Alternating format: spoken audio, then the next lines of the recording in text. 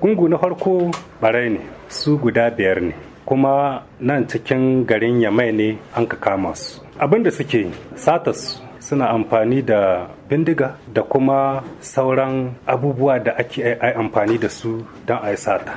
ko a buɗe wani shago ko a bankar wata kofa ko kuma wani abu na daban. Kamar kakana suka yi su 5 ɗin nan, 3 saman moto suke, in sun ka diba ina ne ya kamata su kai hari sai sata su, wurin nan akasari inda ake sai da mai ne ko kuma manyan shagononi magazin hakan ka. In sun ka zo wajen wannan sata a tsakar dare ne suke zuwa karfe 3 ko karfe 4 na dare, sannan mai sai da mai mutum guda ne ko mutum 2 saman motan su. Lokacin da ake sanya musu mai za su hiddo bindiga su ba da umarni ga wannan mai sai da mai, duk kuɗin da ka yi kawo mana su, kuma da wayoyinka na kira su maka bado su. Sannan akwai mota an laɓe ta wani wuri, cikin motar nan akwai mutum 2 su ne shugaban na gungun, amma akwai babban tsohon ma'aikaci ne jami'in tsaro wanda aka dakatar da shi daga aiki saboda babban laifi, sai ya sake bullowa ta wata huska, sai ya sa tushe ma sa'idin da ake wannan sata shi na cikin mota na shina gana abin da aka yi. Lokacin da za a kama waɗannan barayin sai shi hoto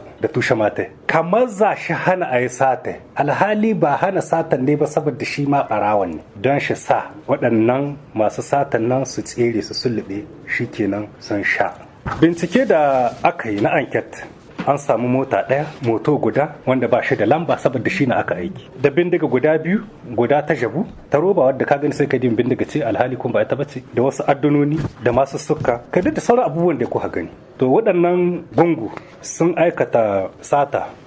guda 3 wajen sitasiyon guda 3, kuma da babban shagogi guda 3, kuma da sace-sace da aka yi na azo a sabce abu gare ka a sa wuka kamar za aka shika dole ka bada na saluloli ko kuma wasu jikuna waɗanga na mata da suke ratayawa. Na biyu su kuma 'yan damfara ne ta fannin salula, sai a yi kiran ka a ce aiko min kaza na wurin, aiko min kaza da kai a can wurin, kawo kuɗi aiko jika ai hakan ga ana shafa ma mai gabaki riba zaka ci kasuwata. To su 12 ne, daga cikinsu akwai namu mutane 'yan gida Nijar guda 2, da kwai mutanen Kamaru guda 5, da kwai na Cote d'Ivoire guda, da kwai na Burkina Faso guda, da kwai na ƙasar Ghana guda, kuma da kwai na Benin guda 2. Aikin su tsararre ne, misali da kwai ɗaya daga cikinsu shigan mahaukata shi kai, shina yawo cikin ma'aikatan ne tashan motoci, shina tsintar takardun da an ka yadda cikin kwandon shara waɗanda ba ka jibin suna da wani amfani. Su ka waɗanda irin takardu ne shi ke tsinta waɗanda ake a samu wani labari bisa kan mutum, in aka diba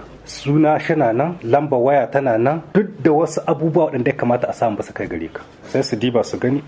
wanga shina yi saboda ga lamba tai kuma ga aiki ne, sai su kira mutum wane ga abin da muke so, ni na wane ai ka san wuri kaza, su dai shafa ma mai gabaki kai ka kayar da su, sai su ce maka to ga abin da muke so, zuma muke so ko kuma wasu kayan yaji na kwarai waɗanda ba su da garwaye, tun ma wajen noman su ba sa taki gare su, sai a ce maka shi wannan ma wani mutum da ke sashi na ƙasar waje ko ko su waɗannan kayan yajin wani deji na wata otal ka so ne, sai su ce ma ga inda za ka samu wannan abu, kuma ga mai so din shi ma sai ya kira ka ya ce maka warilla ina so ko mai dama nake so, ka tai wuri ka za ka same shi, da mai son da wanda za ka sayan gare shi duk bakin su ɗaya. Yanzu ciniki ya faɗi, da ka aika musu kuɗi ba ka ƙara samun labarin su shikenan. To da aka yi bincike gidajen waɗannan mutanen kamar waɗancan na farko su ma an samu abubuwa da yawa, katoci na 'yan ƙasa na jabu, fasfor na jabu, da wasu takardu da ake a wanke su sai ka sun koma kuɗi su ma na jabu na dolar ne, da kuma takardun nan waɗanda ke da sunayen mutane da lambobinsu da komi